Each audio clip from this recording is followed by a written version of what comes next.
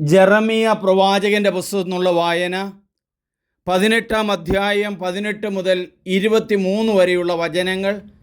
ഭാഗം 2.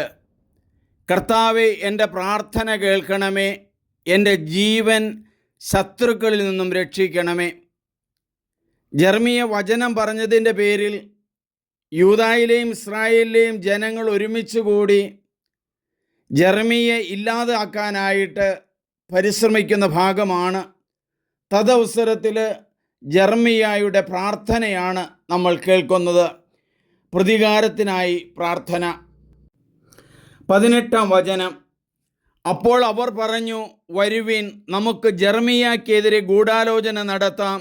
എന്തെന്നാൽ പുരോഹിതനിൽ നിന്ന് നിയമ ഉപദേശവും ജ്ഞാനിയിൽ നിന്ന് ആലോചനയും പ്രവാചകനിൽ നിന്ന് വചനവും നശിച്ചു പോവുകയില്ല.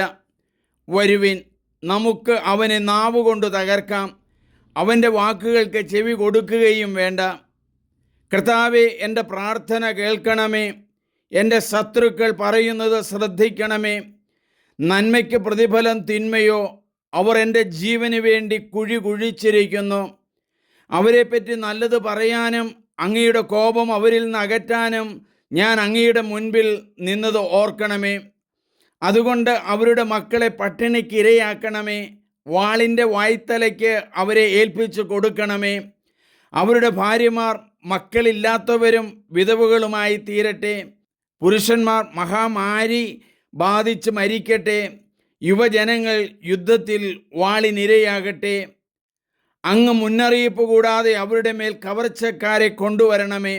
അവരുടെ വീടുകളിൽ നിന്ന് ആർത്തനാദം ഉയരട്ടെ. എന്തെന്നാൽ എന്നെ പിടിക്കാൻ അവർ കുഴി കുഴിച്ചു, എൻ്റെ കാലുകൾക്ക് അവർ കെണിവെച്ചു. കർത്താവേ, എന്നെ വധിക്കാനുള്ള അവരുടെ ആലോചന അങ്ങ് അറിയുന്നു. അവരുടെ അകൃത്യം പൊറുക്കരുതേ. അവരുടെ പാപം അവിടുത്തെ മുമ്പിൽ നിന്ന് മായ്ച്ചു കളയരുതേ. അങ്ങയുടെ മുൻപിൽ അവർ മറിഞ്ഞു വീഴട്ടെ.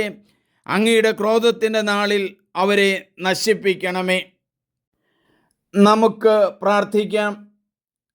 ദൈവമേ, പ്രവാചകൻ നല്ല വചനങ്ങളും സന്ദേശങ്ങളും അപകടം വരുന്ന കാര്യവും അവരെ ബോധിപ്പിച്ചു കൊടുക്കുമ്പോൾ ജെറമിയ പ്രവാചകനെ കൊല്ലാനുള്ള പദ്ധതികളാണല്ലോ അവരിടുന്നത്. അവനെ നാക്കുകൊണ്ട് നമുക്ക് തോൽപ്പിക്കാമെന്ന് അവർ പറയുന്നു. ഈ അവസരത്തിൽ പ്രവാചകൻ പ്രാർത്ഥിക്കുകയാണല്ലോ, കർത്താവേ, എൻ്റെ പ്രാർത്ഥന കേൾക്കണമേ, ശത്രുക്കളിൽ നിന്ന് രക്ഷിക്കണമേ. നന്മയ്ക്ക് പ്രതിഫലമായിട്ട് അവർ അവനെ നശിപ്പിക്കാൻ ആഗ്രഹിക്കുന്നു. ദൈവമേ, നന്മ ചെയ്യുന്ന നല്ല ശുശ്രൂഷകൾ ചെയ്യുന്നവരെ നശിപ്പിക്കാൻ എല്ലാ രീതിയിലും പരിശ്രമിക്കുന്ന ഒരു കാലഘട്ടത്തിലാണ് ദൈവമേ ഞങ്ങൾ ജീവിക്കുന്നത്. സത്യത്തിൻ്റെ പാതയിലേക്ക്, ദൈവസ്നേഹത്തിലേക്ക്, മനുഷ്യ സ്നേഹത്തിലേക്ക്, സമുദായ ഐക്യത്തിലേക്ക് എല്ലാ മനുഷ്യരും കടന്നു വരട്ടെ. അതിനായി പ്രാർത്ഥിക്കുന്നു. ദൈവമേ നന്ദി, ദൈവമേ ആരാധന.